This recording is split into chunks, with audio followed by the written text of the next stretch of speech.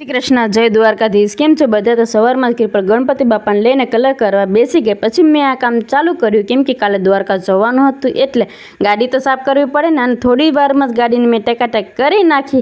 પછી મેં ખાડો પાડવાનું ચાલુ કર્યું કેમ કે મારે લાલ કેળ વાવી હતી એટલે મેં કેળ વાવી દીધી કેમ કે પછી લાલ કેળા ખાવાની તો મજા આવે ને એટલે। પછી મેં આટલા બધા બટેકા લઈ લીધા। પણ તમને બધાને એમ થાય કે રોજ રોજ આટલા બટેકા ખાતા હશે, પણ અમારા ઘરે વધારે બટેકા ખાય છે એટલે પછી મેં બટેકા બાફવા મૂકી દીધા। અને બફાઈ ગયા એટલે મેં થોડી વાર ઠરવા મૂકી દીધા। ઠરી જાય ત્યાં સુધીમાં મેં ઠેલો પેક કરવાનું ચાલુ કર્યું કેમ કે મારા મમ્મી દીકરા બેન જ કપડાં ભરવાના હતા કેમ કે હિતેશ તો વહેલા હોઈ ગયા હતા એટલે આપણે ફટાકે ઠેલો પેક થઈ ગયો। પછી મેં બટેકા ફોલવાનું ચાલુ કર્યું ત્યાં તો મારી પાસે એક ક્રિશીભાઈ આવીને બેસી ગયા કેમ કે બટેકા ફોલેલા ખાવાની તો મજા આવે ને એટલે। પછી મેં એમાં નાખવા માટે ધાણા સુધારી મસ્ત મજાનું આખા બટેકાનું ગ્રેવીવાળું શાક બનાવી નાખ્યું। તો કેવું બન્યું એ જરૂરથી કમેન્ટ કરજો અને અમારી ચેનલ લાઇક, શેર અને સબસ્ક્રાઈબ કરવાનું ભૂલતા નહીં। બાય।